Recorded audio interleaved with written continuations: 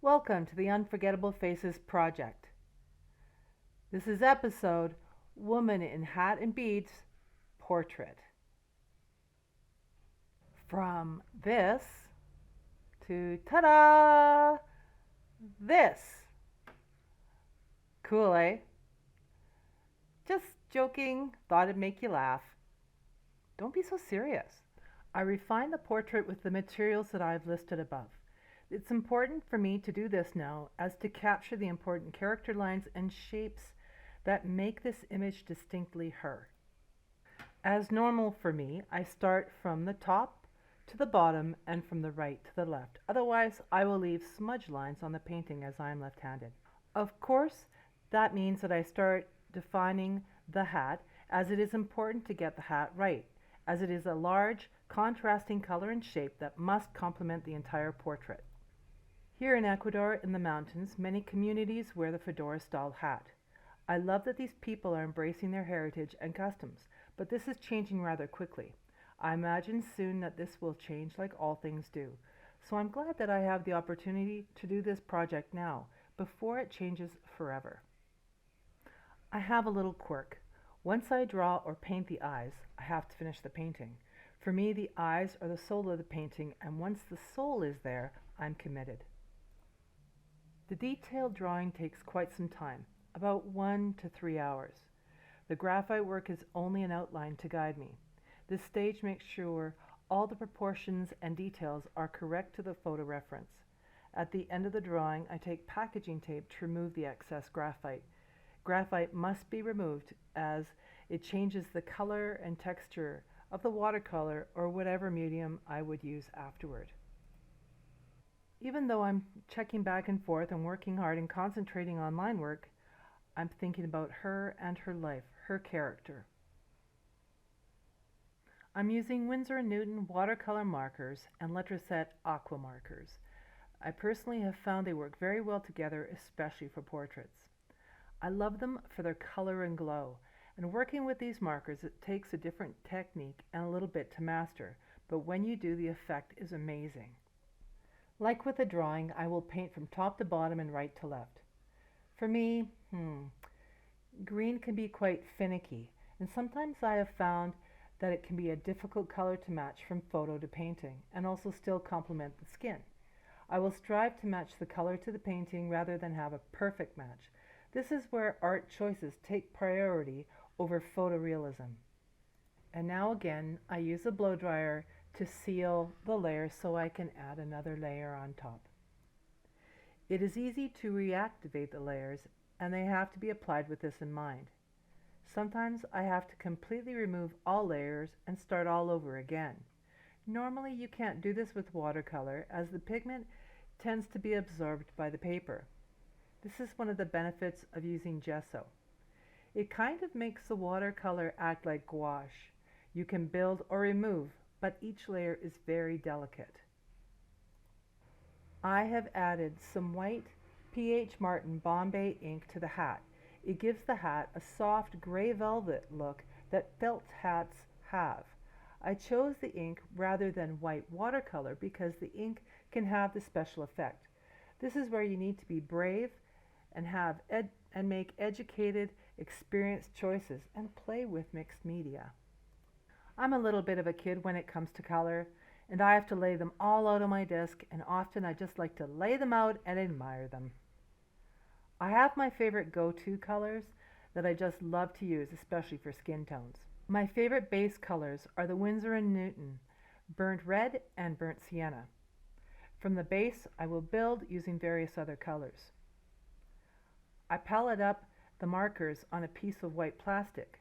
I often use water brushes or water pens. I hate to say this, but they're almost all the same. I have no loyalties when it comes to them. Unless they're handmade and made with real hair, they're only good for a short time for me, as then the hair seems to splay out. So this will be a future video, if you know what I mean. I pick up some of the color with a water brush, and I do that to block in the color. The more I use the water brush, the more I have to use the blow dryer. Again, I work from top to bottom and right to left, and then when the blocking is done, I end up going round and round the painting to level it out and even out the color. increasing the intensity layer after layer after layer, and defining the shapes more and more. Doing it this way increases the depth of the color and for me increases the character of the person. If I were to give advice to people when creating portraits, it is that paint what is there, not what you see. I know that this sounds like a weird statement, but just listen for a sec. The brain has a preconceived notion as to what is there. When you are a child, painting focuses on what is obvious and what is directly important to the child's life. Therefore, you get big heads, big smiles, that sort of thing. But painting portraits must be more honest than that. It must be that you remove the expectations of the brain and train yourself to see, and through that thinking and seeing, you will get paintings that are more accurate. Sometimes I have to bring in the focus of the photo to remove this phenomenon. If I'm working on a photo directly, you will see that my other hand is almost working like Braille to make sure I do this. Again with the ears show health and vitality. The color from the glowing, healthy ears will set the health tone of the portrait, so don't forget the ears or neglect the ears. They're a real lesson in paint what is there. Ears have many interesting shapes and points of abstract interest. So, again, working with ears is highly important. Her face is pretty much complete, but there is still so much more to do. This is the point of the painting where I would say the devil is in the details. Where or where not to put the details will become important to the overall statement of this portrait. It is these details that will elevate this portrait. It will be the opportunity to bring the observer deeply in. In this painting, the jewelry has many things to say about her culture, her self-respect, her place in the community, etc. Just think about what you're thinking right now. These thoughts may be subconscious and something you might not have delved into before. You just look at the painting and either like it or not. For me, the details tell many stories. Her hair is a part of the frame of her face, and it also provides a nice contrast to her general features. Though I don't go super detailed here, the hair is still important to get correct, and again, it's a part of the person's personality. Finally, the clothing. Sometimes I go into heavy detail, but if you do this, you can also take away from the primary focus, which is her face and character. So I go heavy into the beads as they are part of her person and her culture, but lightly into the detail of the shawl and the sweater. I was finding them a little distracting, and adding detail here was just adding unnecessarily too much to the story. So I make sure to give the impression of the knitting and the color, but also go a little bit more detail into the knot. I do this on purpose because it brings the eye around the painting and gives more interest. Plus, I think the knot represents the close-knit family, pun intended. Did you like that one? I have given you some of my process and thoughts into making a portrait. I hope that you can be inspired when you either create your own art or when you're being the observer. The Unforgettable Faces project is more than just about painting portraits. It's about appreciating the people where I live and also where I travel to. The steps for this project go like this. I go for a walk and I start taking photos. Then I go home and I really look at them and decide which I will choose from. Then I create the art, and it is this part of the process that I become more attached to the person, their life, and their soul. I start becoming aware of their story. What does their face have to say to me? And the final part is to find the owner of the face and give them the painting and thank them for helping to create my amazing memories and how amazing they are. This is the hardest part.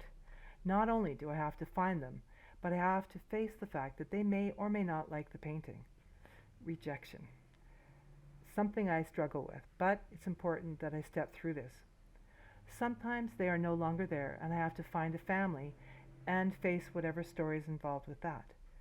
But also to let them know that their family member was amazing and made my world so much better.